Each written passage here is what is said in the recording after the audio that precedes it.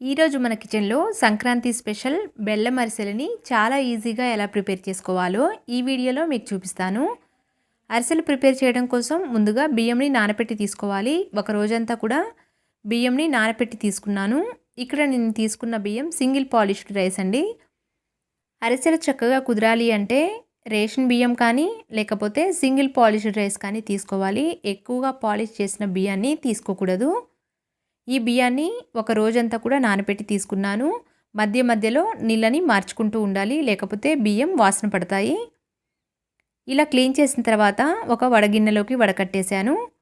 ఇలా ఒక 5-10 నిమిషాలు ఉంచేసిన తర్వాత ఇక్కడ నేను మిక్సీలో పిండిని పట్టుకుంటున్నాను కాబట్టి ఒక క్లాత్ మీదకి వేసేసి కొద్దిసేపు ఉంచిన తర్వాత ఈ బియ్యంలోని నీళ్ళని క్లాత్తో పైపైన తూడ్చేయాలి.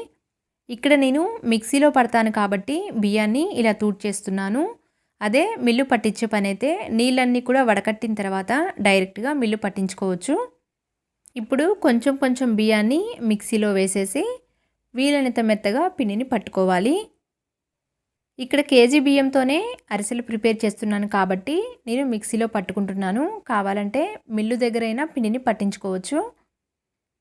పిండిని జల్లించుకునేటప్పుడు కూడా సన్న రంధ్రాలున్న పిండి జల్లెడలో జల్లించాలి. వీలైనంత మెత్తగా పిండి ఉండేటట్టు చూసుకోవాలి, లేకపోతే అరిసెలు విరిగిపోతాయి. అరిసెలు చక్కగా కుదరాలి అంటే తడిపిండిని తయారు చేసుకునేటప్పుడే కొంచెం జాగ్రత్తగా చూసుకోవాలి. బియ్యాన్ని 24 గంటల పాటు నానబెట్టాలి. మధ్య మధ్యలో నీళ్ళని మార్చుకుంటూ ఉండాలి. అలాగే పిండి పట్టుకునేటప్పుడు మిక్సీలో అయితే పర్వాలేదు, కానీ మిల్లు పట్టించేటప్పుడు కొంచెం జాగ్రత్తగా చూసుకోవాలి.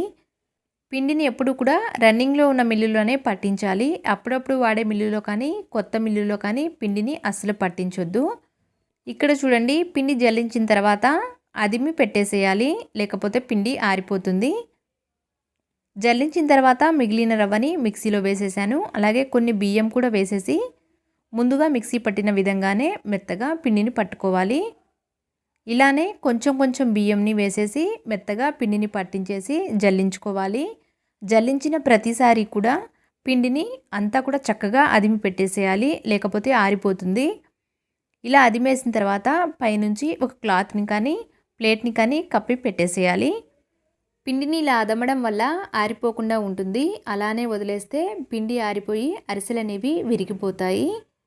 ఇలా క్లాత్ని కప్పేసి పక్కన పెట్టేస్తున్నాను. ఇక్కడ కేజీ బియ్యం తీసుకున్నాను కాబట్టి 700 గ్రాముల వరకు బెల్లం సరిపోతుంది. బెల్లం కూడా ఇలా వీడియోలో చూపిస్తున్న విధంగా మెత్తటి బెల్లాన్ని తీసుకోవాలి, ఉప్పు బెల్లాన్ని తీసుకోకూడదు. ఇప్పుడు ఈ బెల్లాన్ని ఒక గిన్నెలోకి వేస్తున్నాను. బెల్లం అంతా కూడా ఇలా గిన్నెలో వేసిన తర్వాత కొంచెం నీళ్ళని వేసేసి గ్యాస్ని లో ఫ్లేమ్లో పెట్టేసి ఈ బెల్లాన్ని కరిగించాలి. కరిగించుకుంటే సరిపోతుంది. కరిగించిన తర్వాత మళ్ళీ వేరొక గిన్నెలోకి వడకట్టేసేయాలి. ఇక్కడ మనం కేజీ బియ్యంతో అరిసెల్ని ప్రిపేర్ చేస్తున్నాం కదా. బియ్యం నానపెట్టుకునేటప్పుడు కేజీనే కరెక్ట్గా నానపెట్టుకోకూడదు. కేజీ వేసిన తర్వాత ఒక పిరికెడు బియ్యం వరకు ఎక్స్ట్రా పోసి నానపెట్టుకోవాలి. మనం తీసుకునే బెల్లం క్వాలిటీని బట్టి పాకం కొంచెం అటు ఇటు అయినా కానీ తడిపిండి అవైలబుల్లో లేకపోతే కష్టం అవుతుంది కాబట్టి కొన్ని బియ్యాన్ని ఎక్కువ వేసి నానపెట్టుకోవాలి.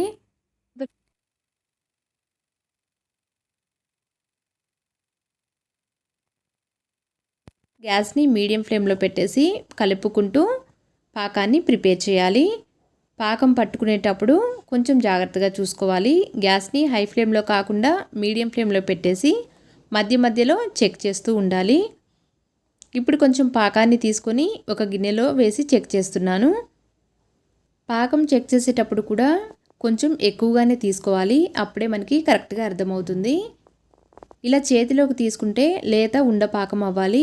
ఇక్కడ ఉండ కట్టట్లేదు కదా అంటే పాకం సరిగా రానట్టు. మరి కొంచెం సేపు ఉడికించిన తర్వాత మరొకసారి చెక్ చేయాలి. పాకం రావడం స్టార్ట్ అయింది అంటే వెంటనే చూసుకుంటూ ఉండాలి, లేకపోతే పాకం ముదిరిపోతుంది. మరొకసారి చూస్తున్నాను. నీళ్ళల్లో వేసిన వెంటనే చూడకుండా ఒక సెకండ్ అలా వదిలేస్తే పాకం మనకి చక్కగా అర్థమవుతుంది. ఇక్కడ చూడండి, ఇలా పట్టుకొని చూస్తే లేత ఉండపాకం వచ్చేసింది కదా. ఇలా ఉంటే అరిసెలు చక్కగా కుదురుతాయి. ఇప్పుడు వెంటనే స్టవ్ ఆఫ్ చేసేయాలి. స్టవ్ ఆఫ్ చేసేసి కొంచెం యాలకుల పొడిని అలాగే కొంచెం నెయ్యిని వేశాను. అలాగే కొన్ని నువ్వులు కూడా వేస్తున్నాను. నువ్వులు ఇష్టం ఉంటే వేసుకోవచ్చు, లేకపోయినా పర్వాలేదు. ఇలా అంతా కూడా కలిపేసిన తర్వాత పాకం చల్లారక ముందే తడిపిండిని వేస్తూ ఉండాలి. తడిపిండి మనం ముందుగా అదిమి పెడతాం కాబట్టి చేతి వేళ్ళతో చల్లినట్టు వేసుకోవాలి. అప్పుడే పాకంలో పిండి చక్కగా కలుస్తుంది. వేసిన పిండి వేసినట్టు ఇలా కలుపుకుంటూ ఉండాలి. మొదటిసారి వేసిన పిండి కలిసిన తర్వాత మళ్ళీ పిండిని వేసుకుంటే ఎక్కడ కూడా ఉండలు లేకుండా ఉంటాయి. ఎక్కడైనా ఉండలు మిగిలిపోతే మనం నూనెలోకి వేస్తున్నప్పుడు అవి అరిసెలకి రంధ్రాల్లాగా పడుతూ ఉంటాయి. పిండిని కలుపుకునేటప్పుడు ఇద్దరు మనుషులుంటే కలుపుకోవడం చాలా ఈజీ అవుతుంది. ఇక్కడ చూడండి, వీడియోలో చూపిస్తున్న విధంగా పిండిని కొంచెం కొంచెం చల్లుకుంటూ చక్కగా కలుపుకోవాలి. పాకం చల్లారక ముందే పిండి అంతా కూడా కలుపుకోవాలి. పాకం ఇలా పట్టి చేస్తే అరిసెలు చక్కగా కుదురుతాయి. ఫస్ట్ టైం ప్రిపేర్ చేసే వాళ్ళైనా కానీ ఇలా చేస్తే చక్కగా కుదురుతాయి. పాకంలో పిండిని కలుపుకునేటప్పుడు కూడా మరీ గట్టిగా కానీ అలాగని లూజ్గా కానీ కాకుండా వీడియోలో చూపిస్తున్న విధంగా ఇలా కలుపుకోవాలి. ఇలా ఉంటే అరిసెలు చక్కగా ప్రిపేర్ అవుతాయి. పిండి మరీ గట్టిగా కలుపుకున్నా కానీ లాస్ట్లో ఆరిపోతుంది. అలా ఉంటే అరిసెలు చేయడానికి కష్టమవుతుంది. వీడియోలో చూపిస్తున్న విధంగా ఉంటే అరిసెలు చక్కగా ప్రిపేర్ అవుతాయి. ఇప్పుడు పైనుంచి కొంచెం నెయ్యిని వేస్తున్నాను. ఇలా నెయ్యి వేసి మూత పెట్టి ఒక 2 నిమిషాలు పక్కన పెడితే పిండి అంతా కూడా చక్కగా సెట్ అవుతుంది. ఇక్కడ చూడండి, కేజీ వరకు నేను బియ్యం తీసుకున్నాను కదా, పిండి అంతా కూడా పట్టలేదు, కొంచెం మిగిలిపోయింది. ఇప్పుడు ఒక నూనె ప్యాకెట్ని తీసుకొని ఇలా పైన నూనెని అప్లై చేశాను. కొంచెం పిండిని పక్కకి తీస్తున్నాను. పిండి మరీ ఎక్కువగా తీసుకోకుండా కొంచెం కొంచెం పిండిని తీసుకుంటే ఆరిపోకుండా ఉంటుంది. ఇప్పుడు అరిసెలు చేయడానికి కావాల్సిన సైజులో పిండి ముద్దని చేతిలోకి తీసుకొని ఇలా రౌండ్గా చుట్టేసి మరీ పలుచగా కానీ మందంగా కానీ కాకుండా మధ్యస్థంగా ఉండేటట్లు అరిసెలను ఒత్తుకోవాలి. ఇలా అరిసెలు ప్రిపేర్ చేసేటప్పుడే పక్కన స్టవ్ మీద నూనెను పెట్టాను. ఈలోపు నూనె కూడా వేడై ఉంటుంది. ఇక్కడ చూడండి, వీడియోలో చూపిస్తున్న విధంగా ఇలా ప్రిపేర్ చేసి పక్కన పెట్టుకుంటే నూనెలో వేయడానికి ఈజీగా ఉంటుంది. నూనె కూడా చక్కగా వేడై ఉంది. ఇప్పుడు ఒక్కొక్క అరిసెని నూనెలో వేసి డీప్ ఫ్రై చేసేయాలి. నూనె కూడా మరి బాగా వేడిగా ఉండకూడదు, మోడరేట్గా హీట్ అయి ఉండాలి. అరిసె అనేది ఇలా పొంగి పైకొస్తున్నప్పుడు వేడి నూనెని వేయడం వల్ల చక్కగా పొంగుతుంది. రెండు వైపులా కూడా మంచిగా రంగు మారిన తర్వాత నూనెలోంచి పక్కకు తీసేసి మరీ గట్టిగా కాకుండా వీడియోలో చూపిస్తున్న విధంగా ఇలా ప్రెస్ చేసేసి పక్కకు తీసేయాలి. ఈ ప్రాసెస్తో అరిసెలు ప్రిపేర్ చేస్తే ఈవెన్ ఫస్ట్ టైం చేసే వాళ్ళకైనా కానీ చాలా ఈజీగా ఉంటుంది.